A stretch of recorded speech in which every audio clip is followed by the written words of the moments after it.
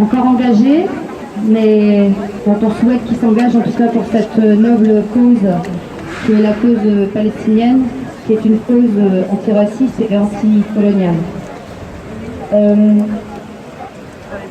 Alors je suppose que si vous êtes tous venus aujourd'hui, c'est que vous en connaissez la raison. On va peut-être le rappeler pour les citoyens qui traverseraient la place et qui ne sont pas encore au courant qu'aujourd'hui, l'État français, dirigé par Emmanuel Macron et son gouvernement, donc l'État français reçoit un criminel de guerre, le Premier ministre israélien, donc de cet État terroriste qu'est l'État d'Israël. Il est reçu aujourd'hui, Benjamin Netanyahou, je répète, donc criminel de guerre pour le moins. Il est reçu parce que commence aujourd'hui est inaugurée une saison croisée, la saison croisée France-Israël, donc qui est décidée par l'Institut français. C'est un institut qui choisit chaque année de croiser la France avec un autre pays du monde. Bien évidemment, c'est pas innocemment qu'il a choisi, que l'Institut français a choisi Israël, puisque nous commémorons avec le peuple palestinien les 70 ans de la Nakba, les 70 ans de la catastrophe pour le peuple palestinien qui a été chassé de sa terre. 800 000 Palestiniens ont été chassés de leur terre, plus de 500 villages palestiniens ont été détruits, des dizaines de villes palestiniennes ont été bombardées pour créer en 1948 par l'ONU un État colonial, un État raciste, puisqu'il est basé sur une discrimination qui donne à la communauté, aux Juifs de ce nouvel État, des droits que les autres citoyens israéliens n'ont pas. Aujourd'hui, il y a plus d'une cinquantaine de lois qui sont votées à la Knesset, le Parlement israélien, qui attribuent des droits selon qu'on est juif israélien ou pas juif israélien. Il reste en Israël 20% de ce qu'on appelle les Palestiniens de 48, c'est-à-dire ceux qui n'ont pas été expulsés de leur terre, et ceux-là vivent l'apartheid, la ségrégation, exactement, même pire selon l'archevêque sud-africain Desmond Tutu, le compagnon de Mandela, la discrimination et l'apartheid donc qu'ont vécu les Sud-Africains donc à l'époque de l'apartheid. Les Palestiniens de Gaza qui sont emmurés depuis plus de 10 ans maintenant par un blocus israélien criminel et illégal au regard du droit international, manifestent non armés, ou peut-être si vous avez pu voir, non pas à la télévision parce qu'on en parle si peu et si mal, avec des cerfs-volants enflammés, des pneus, et puis ce qu'on appelle des pétards mouillés, parce que les roquettes qu'ils envoient, ma foi, elles tombent un peu au hasard, et elles ne font pas grand mal, si ce n'est que pour rappeler à ceux qui sont de l'autre côté de ne pas oublier ceux qui sont emmurés.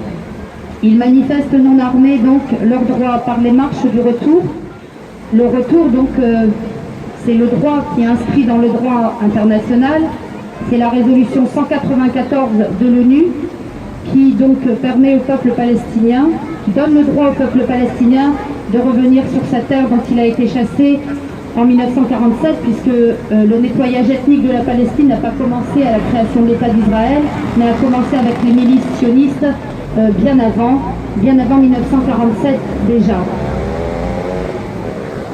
Donc ils continuent leur marche du retour depuis le 30 mars et sont soumis à un véritable massacre de la part des tireurs d'élite israéliens qui portent à plus de 120 aujourd'hui le nombre de martyrs et à plus de 13 000 blessés, dont des milliers par balles conçus pour mutiler et handicaper à vie volontairement. Peut-être, je pense même qu'il serait souhaitable que parmi les présents ici se trouve notre ami le docteur Salem, qui est palestinien et qui pourra peut-être aussi vous expliquer quelles sont ces armes de destruction massive qui sont créées exprès pour mutiler à vie. Au même moment que ces marches dans Gaza pacifiques montrent au monde entier qu'ils ne baissent pas la tête, qu'ils continuent à résister, qu'ils ne se soumettront pas, Israël et les États-Unis C'était le transfert de l'ambassade des États-Unis à Jérusalem, en violation totale du droit international et des résolutions de l'ONU.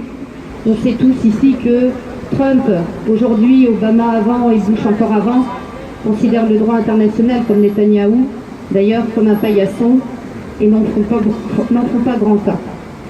La France, elle, condamne les massacres et ce transfert, mais ça reste toujours des paroles, donc il laisse faire. Il laisse faire. À quoi sert de parler à un État de toute façon qui se croit absolument tout permis? La France, et nous le demandons en tant qu'association France-Palestine Solidarité, mais je pense qu'on n'est pas les seuls aujourd'hui, doit passer de la parole aux actes et prendre des sanctions immédiates. Le criminel de guerre Netanyahou doit être interdit de séjour en France. Cette saison croisée France-Israël est donc organisée par cet institut français. Il y aura donc des dizaines d'événements en Israël, mais aussi en France. À partir de juin et jusqu'à novembre 2018, il y aura des spectacles, des conférences qui tenteront à travers la science, l'art et la culture de blanchir les crimes d'Israël. C'est une véritable opération de propagande israélienne auquel on a affaire. Cette saison donc est inaugurée aujourd'hui à Paris, donc aujourd'hui 5 juin, par Netanyahou, le criminel de guerre, avec le président de la République, Emmanuel Macron. Nous demandons évidemment l'annulation de cette saison croisée qui est, comme je le disais, une opération de propagande pour blanchir les crimes israéliens. C'est une provocation supplémentaire d'avoir choisi le 5 juin, parce que le 5 juin, c'est le déclenchement en 1967 d'une nouvelle guerre israélienne qui a mené à l'occupation militaire de toute la Palestine. C'est ce que les Palestiniens appellent, après la Nakba en 1947, la Naksa. Pour le peuple palestinien, c'est un nouvel nettoyage ethnique qui se poursuit jusqu'à aujourd'hui. C'est donc l'impunité d'Israël qui tue les Palestiniens, qui tue aussi. Il est urgent d'y mettre fin, d'appliquer des sanctions contre cet État terroriste, et particulièrement la fin de l'accord d'association entre l'Union européenne et Israël, et de porter ensemble l'exigence de la reconnaissance des droits du peuple palestinien. C'est en tout cas ce que notre association France-Palestine Solidarité, c'est ce à quoi travaille notre association. Et bien évidemment, nous demandons à tout citoyen épris de la justice, de la liberté, de développer, d'amplifier encore la campagne BDS, boycott des investissements sanctions. Et donc, il faut absolument boycotter Israël et boycotter tout Israël, pas seulement les colonies. Quand on a dû boycotter l'Afrique du Sud de l'apartheid, on a boycotté toute l'Afrique du Sud et ça n'a posé de problème à personne. Je dis ça parce qu'il y a quelques organisations un peu timides encore sur justement le boycott ou non que des produits des colonies. Nous, en tant qu'association, nous appelons au boycott total d'Israël, et que ce soit économique, que ce soit culturel, que ce soit sportif, que ce soit académique, que ce soit etc. C'est le boycott total. Je voudrais simplement rappeler que non seulement il se développe en France, mais il se développe dans le monde entier malgré la criminalisation du BDS. Il faut savoir que nous avons encore des camarades qui sont poursuivis devant les tribunaux. Mais le boycott est un droit tout à fait légitime et en plus légal. Donc nous vous appelons non seulement à être vigilants dans les magasins, mais pour ce qui est de Lille, il y aura, dans le cadre de la saison croisée, uniquement fin novembre, un événement. Donc on a encore quelques temps pour le préparer. On a déjà réussi à annuler un événement à Lille 1, un festival israélien qui devait durer 4 jours. Donc c'est une première victoire. Donc voilà, et puis nous exigeons aussi évidemment que la France reconnaisse l'État de Palestine avec Jérusalem-Est comme capitale, comme l'ont demandé l'an dernier les sénateurs, l'ensemble du Sénat et l'ensemble de l'Assemblée nationale. Je rappelle simplement que c'était la 50e promesse du candidat Hollande, du candidat socialiste Hollande, qui n'a pas tenu sa promesse. Macron n'en a pas fait la promesse, mais on n'a pas grandement d'illusions. Il faudra que nous poussions très fort pour que cette reconnaissance par le Sénat, cette demande par le Sénat et par le Parlement soit enfin validée par le Président de la République. Donc je vous remercie. Il y a d'autres organisations ici qui souhaitent peut-être prendre la parole, des associations, des organisations syndicales et politiques. Et puis aussi, évidemment, puisque nous appelons à ce rassemblement, toujours avec les représentants de la communauté palestinienne, si la communauté palestinienne voulait s'exprimer. Je voulais simplement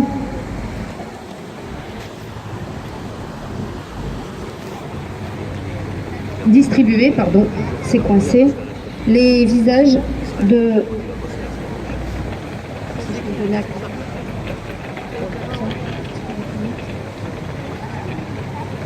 Voilà, vous la reconnaissez peut-être, c'est Razan, donc l'infirmière de 21 ans qui était en train de soigner les blessés à Gaza, qui manifestaient, et donc qui a reçu la balle d'un sniper dans le dos alors qu'elle était en train de soigner les blessés palestiniens.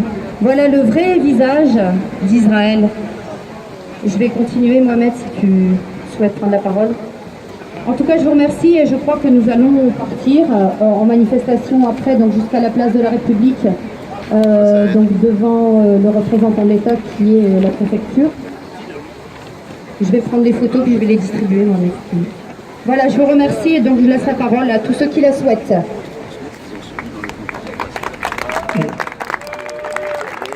Merci Mireille, merci à vous de votre présence aujourd'hui également pour votre solidarité. Donc aujourd'hui, on est triste, mais surtout on est en colère. En colère parce que notre France, avec toutes ses valeurs, les dirigeants français sont en train d'accueillir un criminel de guerre, un criminel d'un État raciste qui vient de voter des lois antidémocratiques. Vous savez, le Knesset, depuis quelques temps, il a voté des lois antidémocratiques et tellement racistes. C'est-à-dire, un citoyen juif qui habite en Israël, il a le droit d'expulser un voisin israélien mais qui n'est pas juif. Il était adopté par le Knesset. Une deuxième loi, une femme juive qui a ses enfants, elle est israélienne, donc elle a le droit de donner la nationalité israélienne à ses enfants. Mais une femme israélienne non juive n'a pas le droit de donner la nationalité israélienne à ses enfants. Voici l'État que la France est en train de coopérer. Voici le criminel de guerre, au lieu d'être jugé par des crimes contre l'humanité, contre les Palestiniens, pendant deux mois maintenant, il y a plus de 120 Palestiniens massacrés, des civils. La seule faute parce qu'ils réclament leur droit de retour à leur terre. Ils réclament leur dignité. Voici Israël qu'on est en train de coopérer. La France, elle parle beaucoup sur le droit des Palestiniens. Il est contre la colonisation. Mais comme il a dit Mireille, c'est toujours des paroles. Nous, on a besoin de l'acte. Il faut respecter la dignité des Palestiniens. Il faut respecter au moins les valeurs de la France. Il faut respecter la demande des citoyens français. 15 000 signateurs envoyés au président de la République pour réclamer la non-réception de Netanyahou. Netanyahou, il est reçu actuellement à Paris. Il est reçu chez nous. Voilà. Donc, aujourd'hui, on est en colère. Nous demandons à la France de l'acte, pas de parole. La parole, c'est bien. Mais la France, elle coopère toujours avec l'État raciste, l'État voyant d'Israël. Elle est en train de chercher même de trouver une place dans la communauté européenne. C'est ça, la politique de nos dirigeants en France actuellement. Donc aujourd'hui, nous renforçons notre solidarité avec les Palestiniens parce qu'ils ont besoin de nous. Et nous, on a besoin des Palestiniens aussi, parce que c'est les Palestiniens qui gardent la dignité et l'humanité. Parce que qu'est-ce qui se passe au Proche-Orient actuellement? C'est des massacres contre les Palestiniens. Donc je vous remercie d'être présent aujourd'hui et je vous demande de continuer votre solidarité avec le peuple palestinien qui mérite et vous pouvez compter sur lui. Merci. Merci Mohamed. Donc, Merci. Je voulais ici donc intervenir pour réaffirmer le soutien de la France Insoumise à la juste lutte et cause du peuple palestinien et saluer aussi le travail que fait la FPS depuis des années en tenant le flambeau de la lutte pour l'indépendance et les droits du peuple palestinien. Alors, dans toute la France aujourd'hui, on est tous rassemblés pour faire comprendre à Netanyahou qu'il n'est pas bienvenu chez nous, que lui et ses idées d'extrême droite ne sont pas les bienvenus ici en France. Et ça, c'est aussi à votre mérite d'avoir organisé ce rassemblement qui est partout en France au même moment, pour montrer que, effectivement, les citoyens en France s'organisent, se mobilisent pour peser sur la politique du gouvernement. Tu as raison, maintenant il faut des actes. Monsieur Netanyahou et son gouvernement d'extrême droite, c'est lui l'obstacle premier à la paix. C'est lui, monsieur Netanyahou, qui est l'obstacle à la paix quand il continue le blocus de Gaza. C'est lui, monsieur Netanyahou et son gouvernement d'extrême droite, qui est l'obstacle à la paix quand il continue la colonisation. C'est lui, monsieur Netanyahou et son gouvernement d'extrême droite, qui est l'obstacle à la paix quand il favorise l'installation de l'ambassade des États-Unis à Jérusalem. Et c'est lui, Netanyahou et son gouvernement d'extrême droite, qui est le principal obstacle à la paix quand il emprisonne des adolescents qui ont le seul crime qu'ils ont commis, c'est de manifester pour leurs droits et pour la reconnaissance des droits du peuple palestinien. Donc c'est lui qui fait barrage et qui crée par sa politique toutes les conditions pour faire échouer la paix. Et ça, c'est très important aujourd'hui d'être réunis pour le réaffirmer. Et maintenant, on a un message aussi à M. Macron, qui effectivement est notre président. Après, c'est le suffrage universel qui l'a décidé ainsi. Mais lui envoyer un message aujourd'hui qu'il a un rôle à jouer. La France a un rôle à jouer pour déverrouiller au niveau international la situation. Il faut revenir à la raison. Et revenir à la raison, c'est revenir au droit international, aux résolutions de l'ONU, aux décisions du tribunal international, à la Cour de justice internationale. Il faut revenir à ce bon sens au droit international et la France a un rôle pour faire déverrouiller ça. Elle doit reconnaître l'État palestinien officiellement. Elle doit dire on repart de 67 et de ces deux États avec Jérusalem-Est comme capitale de l'État palestinien. Il y a des décisions, il faut les faire respecter. On ne peut pas continuer à tolérer qu'un gouvernement pirate, un gouvernement qui ne respecte pas le droit international, puisse faire sa loi sur la scène internationale et en particulier au Proche-Orient. Les deux États, Jérusalem-Est comme capitale, mais bien sûr, il faut aussi que s'ouvre une conférence et une discussion sur la question des réfugiés, ceux qui ont été chassés en 47-48. Il faut qu'ils aient le droit au retour, qu'ils aient le droit à la pleine indemnité. C'est la condition inconditionnelle pour que ces deux États puissent être pérennes et viables. Voilà le message qu'on peut envoyer, du moins que nous, la France Insoumise, on envoie aussi à Macron aujourd'hui. Et je vous invite aussi à le relayer aussi dans vos associations, dans vos combats, comme vous le faites aussi, dans notre diversité. Et dire aussi que nous serons toujours, nous, contrairement à Netanyahou et son gouvernement, les premiers défenseurs du droit et les premiers défenseurs de la paix au niveau international. Donc voilà ce que je voulais dire aujourd'hui pour soutenir votre lutte. Et nous en faisons partie aussi avec nos différences et avec nos particularités. Merci. merci. Je vais passer la parole au mouvement des jeunes communistes. Merci, bonjour. Donc effectivement, je suis Naïm, l'un des responsables du mouvement des jeunes communistes au niveau du département du Nord. Bien évidemment, d'abord commencer par nous solidariser des récentes dizaines de morts en Palestine et exprimer tout notre dégoût de cette politique criminelle de l'État d'Israël.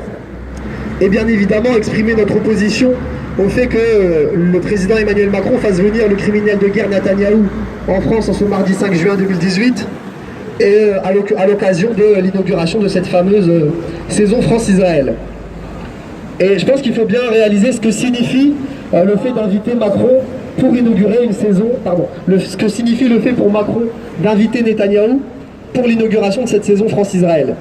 D'abord, au regard des récents événements qui se sont passés notamment près de la bande de Gaza, ça nous éclaire sur la véritable nature de l'État d'Israël.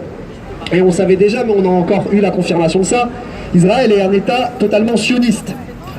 C'est un État par conséquent qui a un projet colonial depuis même avant son existence et qui est fondamentalement raciste puisqu'il fonde son existence sur un prétendu peuple juif et sur une division religieuse de ses citoyens. C'est une théocratie qui par ailleurs si on devait la comparer à certains régimes politiques dans l'histoire, se rapproche totalement de l'Italie de Mussolini et de l'Allemagne d'Adolf Hitler, puisqu'Israël, le prouve chaque année encore, est un État totalement fasciste dans sa conception de l'humanité et dans sa pratique au jour le jour. C'est un État qui également, depuis sa création, a pour unique raison d'exister de servir les intérêts impérialistes des États-Unis d'Amérique notamment, en étant une tête de pont de ce système impérialiste au Moyen-Orient pour contrer toutes les tentatives d'émancipation des peuples arabes dans cette région. Et c'est bien parce que l'État d'Israël, c'est ça, c'est toutes ces dégueulasseries, que nous nous opposons à sa politique et à ses dirigeants, et nous nous solidarisons de cette fameuse campagne BDS, boycott des investissements sanctions, et que comme l'a dit Mireille, nous entendons cette campagne comme ayant pour but un boycott total de l'État d'Israël, c'est-à-dire un boycott dans toutes les sphères de la vie, qu'il soit économique, culturel, académique, politique, sportif, tout ce que vous voulez, mais aussi total dans la mesure où il inclut tout l'État d'Israël, et pas seulement les colonies qui sont reconnues comme des colonies légales par l'ONU. La deuxième chose qui est claire dans la venue de Netanyahou en France en ce mardi 5 juin, c'est sur ce qu'est ce gouvernement Macron.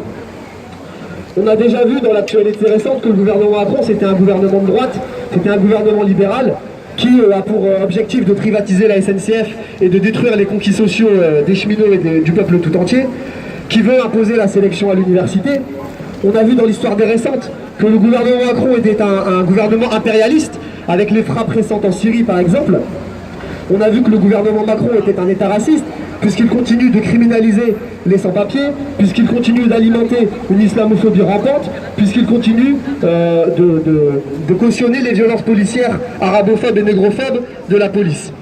On a aussi vu que c'était un État qui se fascise de plus en plus, puisque dans le sillage de l'utilisation du 49.3 par le gouvernement socialiste, le gouvernement Macron a rendu permanent l'état d'urgence et organise la répression de tous les mouvements sociaux. Eh bien, ce gouvernement Macron, nous en avons la preuve encore une fois aujourd'hui, est un gouvernement sioniste, et donc impérialiste, colonialiste et raciste, et par conséquent, il est du devoir de tout citoyen de s'opposer à la politique de ce gouvernement et d'avoir pour objectif de le faire tomber. C'est pourquoi nous appelons modestement, en tant que jeunes communistes, à ce qu'on puisse réussir de plus en plus à faire la jonction entre tous les secteurs de la société qui s'opposent à Macron, que ce soit les syndicats qui s'opposent à la réforme de la SNCF, que ce soit les associations qui luttent pour le droit au logement, que ce soit les mouvements des sans-papiers, et que ce soit les associations de solidarité internationale, notamment par exemple pour le soutien à la cause palestinienne.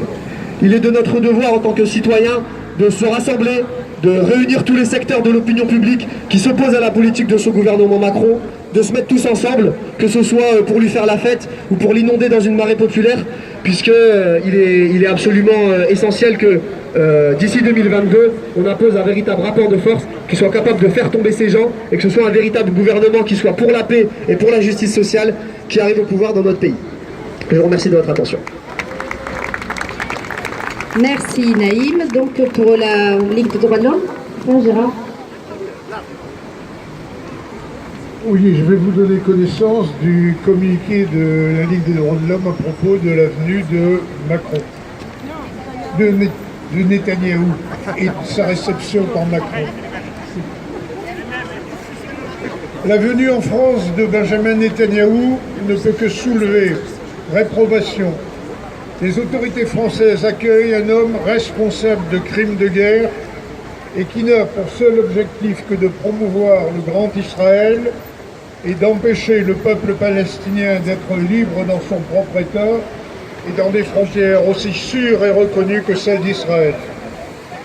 La réalité aujourd'hui, c'est une politique israélienne criminelle, empreinte de toute puissance, forte du soutien sans faille des États-Unis et qui foule aux pieds les aspirations légitimes de tout un peuple et les décisions internationales de l'ONU.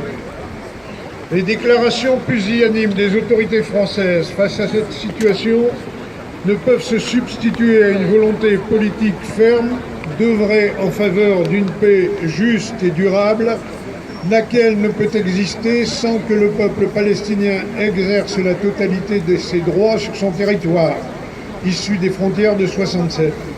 Il est en outre regrettable que le président de la République entérine la thèse selon laquelle l'État d'Israël serait l'État des Juifs du monde entier et aurait vocation à les représenter.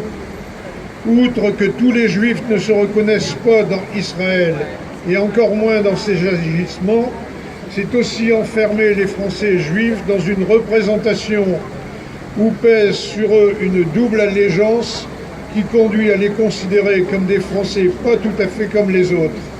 Ces propos du président de la République contribuent à alimenter les tensions et les replis identitaires.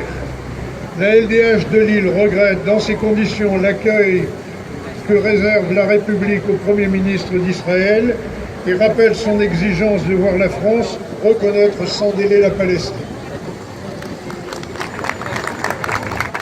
Merci. Je voulais juste, avant de donner la parole au camarade suivant, il y a une pétition qui circule pour ceux qui n'auraient pas encore signé la pétition pour demander la libération immédiate de notre compatriote franco-palestinien, l'avocat Salah Hamouri, qui est injustement emprisonné depuis le 23 août, sans aucun motif, sans aucun procès, sans aucun jugement. C'est pas la première fois que Salah est emprisonné, est otage de l'État raciste israélien. Et dernièrement, le consul de France à Jérusalem, c'est-à-dire la France, a souhaité le rencontrer. Eh bien, les autorités israéliennes le lui ont refusé. C'est-à-dire que Israël piétine la diplomatie française, Israël piétine la France. Et quelle est la réponse de Macron ? Aucune. Donc voilà où en est la diplomatie française. Donc je vous invite à signer la pétition. Je ne sais pas où elle est actuellement. Donc même si vous l'avez déjà signée, vous pouvez. Voilà, je passe la parole au camarade suivant. Oui, bonjour à tous. Je prendrai brièvement la parole au nom du collectif de soutien à la résistance palestinienne. Beaucoup de choses ont déjà été dites, donc je voudrais simplement dire qu'en ce qui me concerne, on parle de complicité de la France, de Macron, de l'État français. Moi, je préférerais encore employer le terme de collaboration. On n'oublie pas qu'au siècle dernier, cet État français, à ce moment-là dirigé par un régime fasciste, on peut le dire aussi, le régime pétiniste a organisé la rafle des Juifs. C'est une réalité, mais pas simplement les Juifs, aussi tous ceux qui résistaient, en grande partie les communistes et d'autres. Et aujourd'hui, les descendants de ceux qui ont été victimes dans ces années-là du fascisme français et hitlérien se sont constitués en ce qu'on appelle un État d'Israël. Et on peut dire qu'aujourd'hui, la collaboration de la France avec cet État, c'est une collaboration avec un État fasciste. Il n'y a pas d'autre terme. Et il ne s'agit pas simplement de savoir si dans ce gouvernement israélien, il y a quelques représentants vraiment de l'extrême droite, mais de tout temps, tous les gouvernements israéliens ont pratiquement mené la même politique vis-à-vis effectivement des Palestiniens. Voilà, donc effectivement c'est une collaboration, c'est une honte, une fois de plus, c'est la colère qu'on peut avoir vers tous ces gouvernements qui vont apprécier cette collaboration avec Israël. Et là je voudrais parler plus précisément de quelque chose qui nous tient à cœur. Je parle là au nom des collectifs de soutien à Georges Ibrahim Abdallah.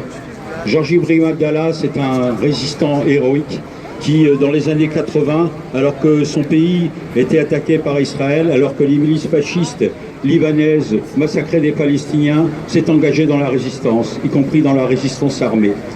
Georges Ibrahim Abdallah est arrêté en 1984 en France et donc il a été condamné à une peine de prison perpète, mais enfin, bon, qu'importe, pour complicité de 2 actes de résistance, c'est-à-dire en fait l'exécution d'un représentant du Mossad, vous savez, les services secrets qui n'ont pas cessé de tuer partout dans le monde les résistants palestiniens. Tous ces gens-là n'ont jamais été véritablement arrêtés. Il n'y a jamais eu de commission internationale pour arrêter les gens du Mossad. Et aussi un représentant militaire des USA à Paris. Donc Georges Ibrahim Abdallah est en prison depuis 1984 en France, à Lannemezan, dans le sud-ouest.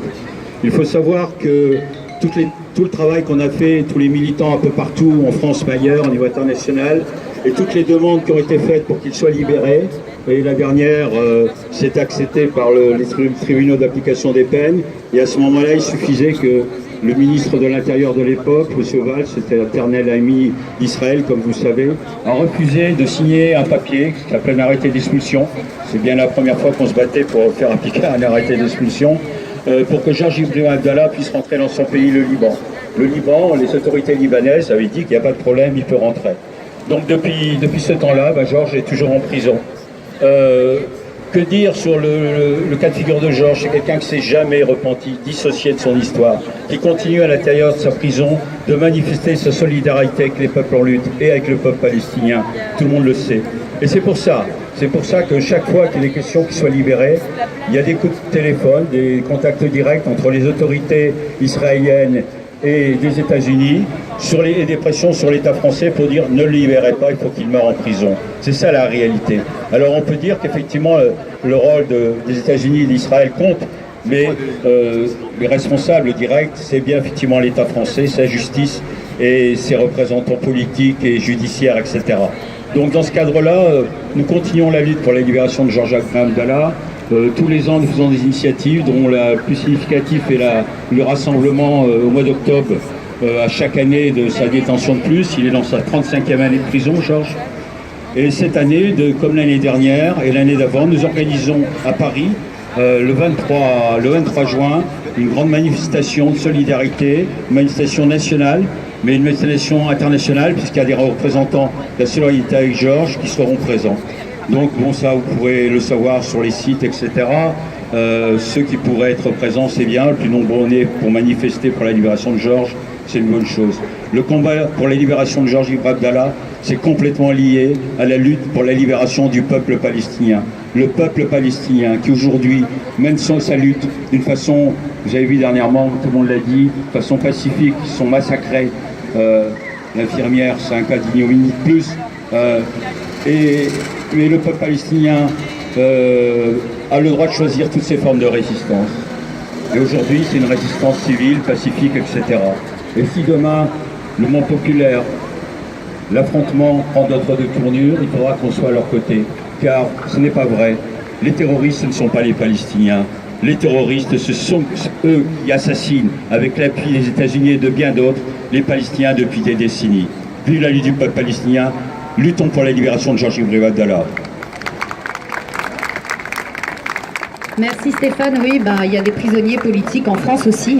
Donc merci Stéphane de nous avoir rappelé que Georges Ibrahim Abdallah est dans les geôles françaises depuis maintenant plus de 33 ans et qu'il y a aussi dans les geôles israéliennes des milliers, près de 7000 prisonniers politiques palestiniens. Je passe la parole à la coordination communiste et puis après nous irons en manifestation jusqu'à la place de la République.